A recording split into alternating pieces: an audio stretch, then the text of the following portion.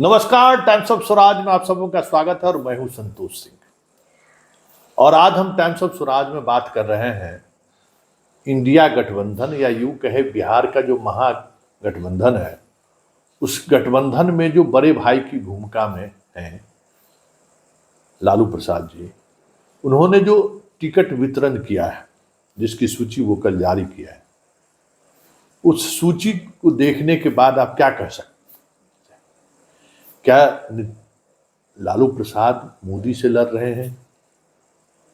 क्या लालू प्रसाद मोदी को रास्ता दे रहे हैं कि वो 40 के 40 सीट जीत जाए, या फिर लालू प्रसाद 2025 के चुनाव को ध्यान में रखते हुए उन्होंने टिकट बांटा है? क्योंकि यही तीन सवाल लोगों के जहन में घूम रहा है।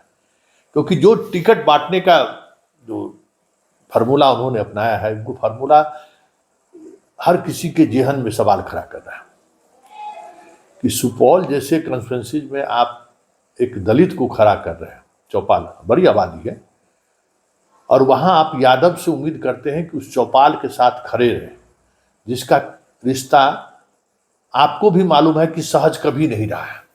मान लीजिए कि देखिए, सामाजिक समीकरण कुछ ऐसा होता है, सामाजिक ताना बाना ऐसा होता है, जो ताना बाना आप वोट के समीकरण के सहारे नहीं तोड़ सकते हैं। ये बात आप समझ लीजिए कि वोट के समीकरण के सहारे बड़ा बदलाव आप नहीं ला सकते। अब नवादा में आप कुशवाहा को टिकट देकर वहां के यादव से आप उम्मीद करिए कि आपके कुशवाहा वोटर को वोट कर दे एक तरफा, ये कैसे हो सकता है? हो ही नहीं सकता है, और ना हुआ है। अरे राजनीति में कभी भी 2-2-4 नहीं होता है। उसी तरीके से समाज में जो वर्षों से जो चीजें चल रही हैं, उन चीजों को रातों रात आप बदल नहीं सकते हैं। तो ये जो लालू की सूची है, वो सूची उसी दिशा की तरफ संकेत कर रहा है कि ये जो समाज का जो ताना बाना है, उसको ये बदलने का बीड़ा लिया है। अभी इन्होंने जो टिकट बांटा है, अवध चौधरी घूम ही रहे, तो मतलब 6 यादव को इन्होंने, मतलब 22 टिकट में 6 यादव को भी सीधे तौर पर टिकट इन्होंने दिया है। जमुई वाला आधा यादव है, क्योंकि वो यादव की पत्नी ही है। लगातार वो चुनाव हार रहा है, तब भी आप उस पर भरोसा कर रहे हैं। जो वहां के जो प्रत्याशी हैं, उसके हस्बैंड तो लगातार चुनाव हार रहे हैं, मुंगेर से लेके और जमुई तक, फिर भी आप उनको टिकट पर टिकट दिए जा रहे हैं। क्यों? क्या मतलब है? इसी तरीके से नवादा वाला लगातार चुनाव हार रहा है। आपके प्रत्याशी का भी सहारे भी हारा है, वो लगातार चुनाव हार रहा है, फिर भी आप उसको टिकट दिए। हाँ, मधेपुरा में आपने रवि जी का 7 यादव को आपने टिकट दे दिया 22 में। जो 3 टिकट आप सहनी को दिए हैं, उसमें भी 1 यादव है, तो 8 यादव हो गया। एक हाफ यादव, मतलब 9 यादव। आप अपने फोल्डर के उम्मीदवारों में 26 में आपने 9 यादव को टिकट दिया है, 3 कुशवाहा को आपने टिकट दिया है, और 2 आप कहते हैं A to Z की बात करते हैं, आपने एक भी ब्राह्मण को टिकट नहीं दिया। 1 भूमियार को दिया, वो भी भूमियार मुन्ना शुक्ला, जो आपका पार्टी का कभी प्राथमिक सदस्य भी नहीं रहा है, उसको आपने ला कर दिया। क्यों? आप इस उम्मीद से दे रहे हैं कि वो बीना देवी को हराए चाहे नहीं हरावे, कुछ वोट भूमियार का हमको छपरा में दिला दे। मुन्ना शुक्ला कितनी मजबूती के साथ बीना देवी के सामने टिकेंगे, ये कहना मुश्किल है, क्योंकि उनका भी यादवों से उस तरीके का रिश्ता नहीं रहा है।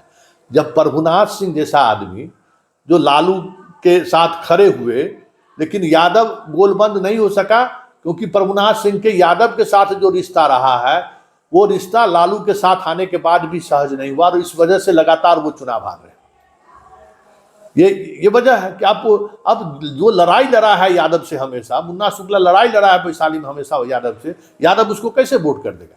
टिकट लालू का ठप्पा लग गया, इसका मतलब वोट कर देगा? कदापि वोट नहीं करेगा। तो ये इसी तरीके से बताइए, अभी तो जितने सीटें इन्होंने बांटी, अब ललित यादव को दरभंगा, आज तक कभी दरभंगा में इस तरीके से हुआ ही नहीं कि यादव को टिकट, आप सांसद टिकट दे दीजिए। वहां यादव झंझारपुर यादव और मधुबनी मुसलमान, ये समीकरण कैसे फिट बैठेगा जिसमें आप जीत सकते हैं? समीकरण से चुनाव होता है ना। अब देखिए वहाँ एनडीए का क्या समीकरण है, दरभंगा ब्राह्मण, मधुबनी में यादव और झंझारपुर में अति पिछड़ा। मतलब अति पिछड़ा का गोलबंदी करके ये चीजें उन्होंने दिखाने की कोशिश की है, वो वोट समीकरण बनाने की कोशिश की है। आप क्या कर रहे हैं?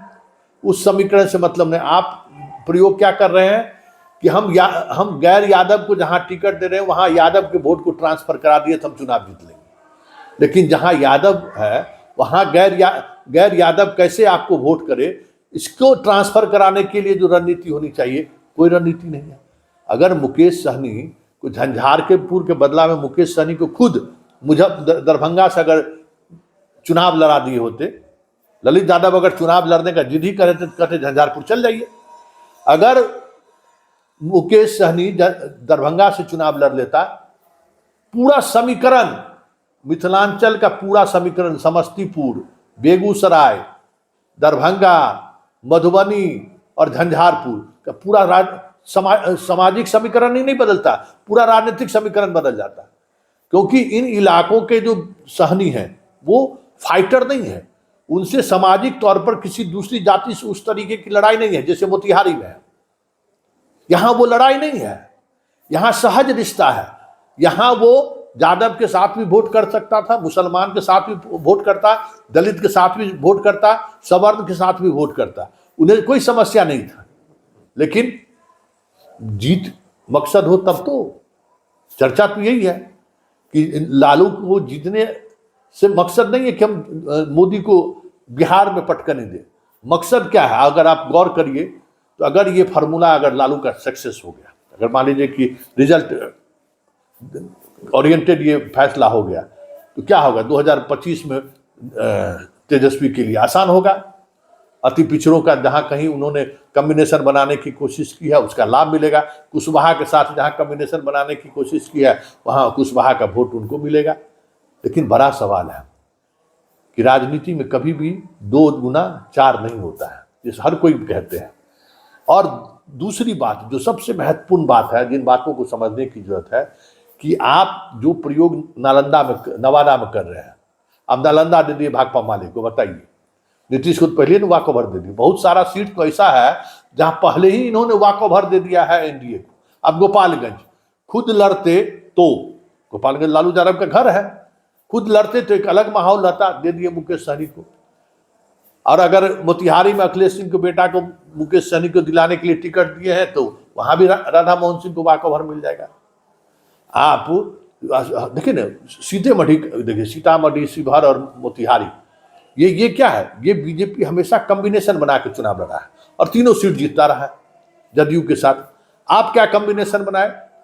जबकि आपको पता है कि शिवहर में बनिया वोटर की संख्या नहीं है। रामा देवी इसलिए जीतती थी कि यहाँ मोतिहारी में बनिया वोट राधा मोहन सिंह को देता था, वहाँ राजपूत वोट रामा देवी को देता था, दोनों एक दूसरे से चुनाव जीत जाता था। लेकिन यहाँ ये समीकरण को यहाँ भी उन्होंने तोड़ दिया।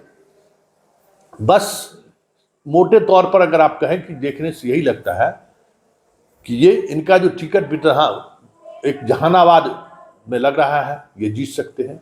और सवाल ये है ना कि आप जो प्रयोग यादव के कंस्टिट्यूंसी में आपने किया है कुशवाहा को लेकर, वो प्रयोग आप औरंगाबाद में क्यों नहीं किए निखिल कुमार को लेकर?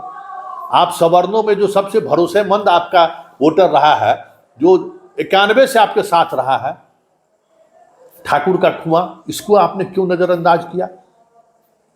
इसके पीछे मंशा क्या है? क्योंकि अभी पूरे देश में मोदी के खिलाफ राजपूत गोल बंद हो रहा है, और इसका लाभ अखिलेश उठाने की कोशिश कर रहे हैं, लेकिन लालू उठाने की कोशिश नहीं कर रहे हैं। मतलब साफ है, जो इन पर कहा जा रहा है कि ये 2025 को साधना तो चाह ही रहे, इनकी मंशा तो है कि 2025 में मेरा बेटा मुख्यमंत्री बने, 2024 में नरेंद्र मोदी को बिहार में क्लीन स्वीप हो जाए, तो इनको कोई गुरेज नहीं है।